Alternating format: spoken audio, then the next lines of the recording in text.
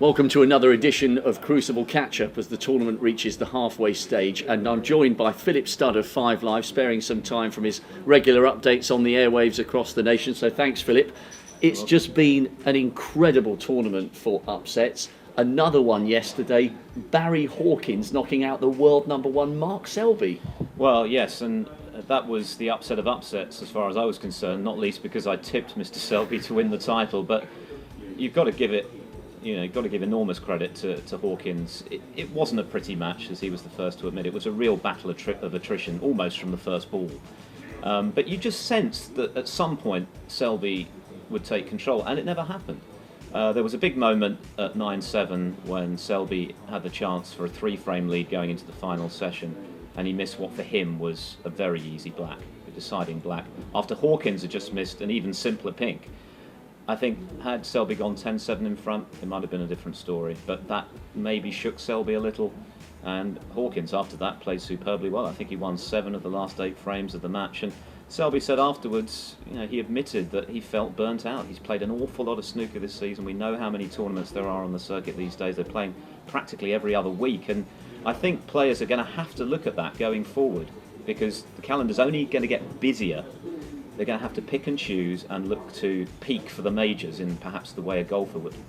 Do you think that's why we've had so many upsets? I mean, I know that it's not always predictable at the Crucible, otherwise there'd be no need for any of us to be here. We'd dish out the trophy to whoever was favourite, but unusual number of unusual results. I think you're right. I think there is a bit of a trend developing here. I mean, you look at the likes of Neil Robertson, who also, of course, bowed out in the first round in surprising circumstances to Rob Milkins, another player who's played an awful lot of snooker this season, and of course who won the China Open just prior to this tournament. I think undoubtedly when you're playing that amount of snooker, I mean, for those who don't follow the game, they might think, well, how can you be tired from playing snooker? It's not a physical game, you're not running a marathon, but it is a very mentally tiring game. And as we know, when you become mentally tired, you also become physically tired. The two are very related, and this tournament, of course, like no other, is the ultimate test of your mental stamina, because if you're going to win it, you've got to hang around for 17 days and play some really long, grueling matches, knowing that you're not always going to be able to knock in the big breaks. Some of the frames are going to become very awkward in terms of the position of the balls. You're going to have to scrap it out and scrap it out and scrap it out. And I think a number of the top players have come here feeling a little fatigued. Of course, the irony was, before the tournament started, a lot of us were questioning whether Ronnie O'Sullivan, as brilliant as he is, could possibly win because he was so rusty, because he's had a year out. Well, now we're beginning to think, and we see Judd Trump has got through, actually, is that the best thing he could have done? Because clearly he won't be fatigued. He'll be as fresh as the proverbial daisy.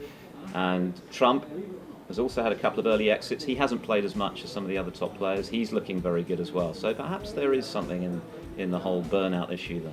Yeah, I was going to ask you whether you thought that was a factor for Trump, because it's been a really strange season for the former world number one. He gets to the final of Shanghai, concedes a big lead to John Higgins, wins in Chengdu, becomes the world number one. Then the early exit at the UK, a shock defeat to Dot at the Masters. Then he's knocked out in the first round of the China Open, and suddenly his campaign's looking a little bit iffy at best. And yet it appears thus far, and certainly the way he finished the match against Marco Fu last night to win 13-7, it looks as though he's back in the groove. I wonder come Monday week whether he'll be thanking his lucky stars that actually he did suffer those very disappointing exits when he was the hot tournament favourite going in at both the Masters and the UK. As you say, he'd just become world number one. Brilliant performance to win the International Championship, the biggest event ever to be staged in China, in very impressive fashion from behind against Neil Robertson, and we all know how good he is in big finals. But then, of course, really surprising exits at two of the biggest tournaments on the circuit. But, of course, that meant he had a bit of a rest. And I think, although his confidence definitely took a hit as a result of those exits, he's had the opportunity now in the build-up here to get some of his mojo back. No doubt he's been practicing hard. He's been talking about a new fitness regime. He's in better physical condition coming in. And he hasn't got those air miles, if you like, under his belt that the likes of Robertson and Selby have. And I think you're seeing the results, because he's scored as heavily in his last couple of matches as I've seen him for some time.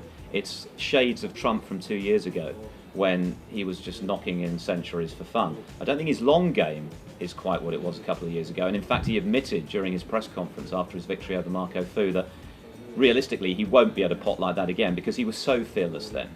He was going for everything, and I think he's matured as a player and also realises now he can't go for as much because he will be punished. But he looks very fresh, he's scoring very heavily, and that makes him very dangerous.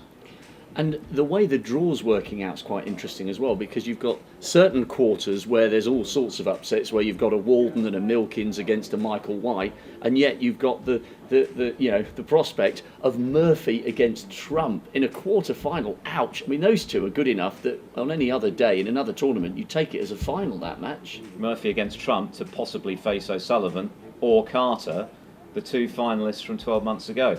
We talked about the bottom half of the draw being the group of death, but it's now become the land of opportunity, hasn't it? Because so many of the marquee names have bitten the dust early doors that you could virtually put a pin in terms of who you might choose to come through the bottom half there. On the other hand, the top half, well, you're looking at Murphy against Trump, which could be a fabulous spectacle. I think it's probably fair to say they're not the closest of pals. There might be a little bit of needle there, but there's huge mutual respect because they're both great players and they both know that if they don't play well, they'll lose. So that's going to be a fabulous match, and of course whoever wins that could be facing the Rocket unless Ali Carter comes back to cause an upset. So that top half of the draw has got at least a couple of mouth-watering matches to look forward to, whatever happens. It is so ironic you say that, having looked at the draw beforehand and said that the last place you'd want to be is the bottom half. Philip, we could talk to you all day. Thanks very much for your company. The drama and the intrigue continues here at the Crucible. It is gearing up to be a really, really intriguing championship. We don't know what's going to happen next, but join us tomorrow when we'll talk about it.